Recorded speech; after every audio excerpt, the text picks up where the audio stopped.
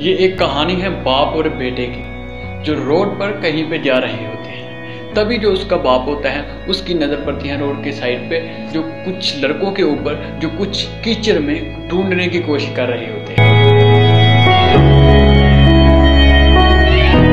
और उसका बाप उधर ही अपने स्कूटर को रोकता है और उनसे पूछता है कि बेटे क्या ढूंढ रहे हो। तभी उनमें से कुछ लड़कों में से एक लड़का उठ के बोलता है कि आपको नजर नहीं आ रहा कि सामने जो सोने का फल है उसको पाने की कोशिश कर रहे हैं। उसकी ये बात सुनते ही बेटे के बाप का ध्यान जाता है सोने के उस फल की तरफ जो चमक रहा होता है। फिर उसके माइंड में कुछ इमेजिनेशन बनने लग जाती है कि काश ये फल ये मेरे बेटे के पास भी आ जाए, ना सिर्फ इसकी जिंदगी बल्कि मेरी भी जिंदगी बदल जाएगी।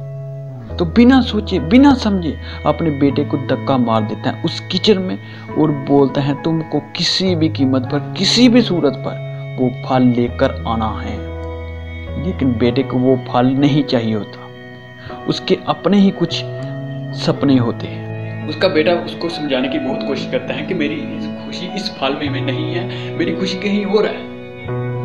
लेकिन उसका बाप उसकी एक भी नहीं सुनता, वो उसको धक्का दे देता है उस कीचड़ में। वो बोलते हैं कि मैं तुमसे पूछ नहीं रहा, मैं तुमको बता रहा हूँ तुझे इस फल को लेकर आना है।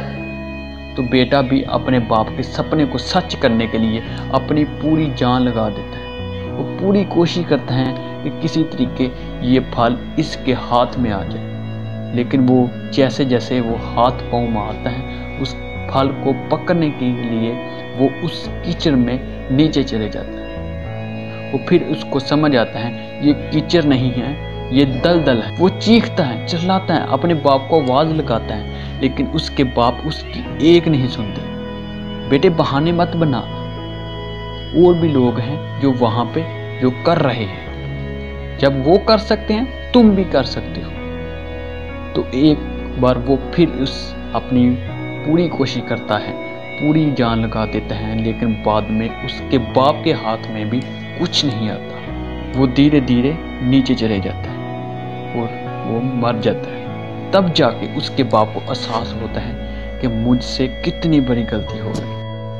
वो वही बैठकर रो रहा होता है, चीख रहा होता है, चिल्ला रहा होता है। तभी वहां पर एक साधु आता है और वो साधु उस आदमी से पूछता है कि तुम क्यों रो रहे हो।